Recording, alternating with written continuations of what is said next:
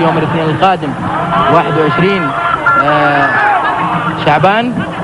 شوف الكرة اتلعبت، صوب قوية باتجاه المرمى، وهدف للاتحاد. هدف للاتحاد من اسماعيل حكمي.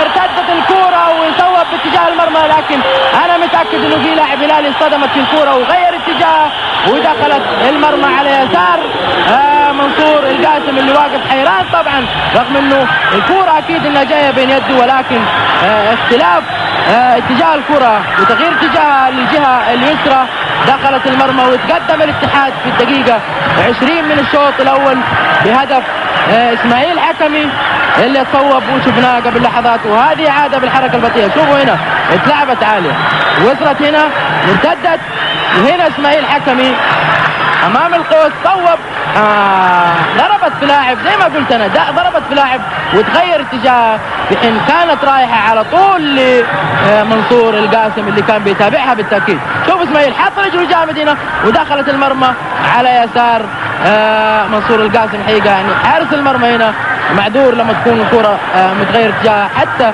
يعني لو كانت سريعة. شوفوا هنا كيف دخلت على يسار القاسم اللي انا متاكد انه كانت الكره جات له حيمسكها. هذا اسماعيل حكمي اللي سجل هدف الاتحادي ليتقدم الاتحاد الدقيقه 20 من الشوط الاول بهدف 1-0 للهلال.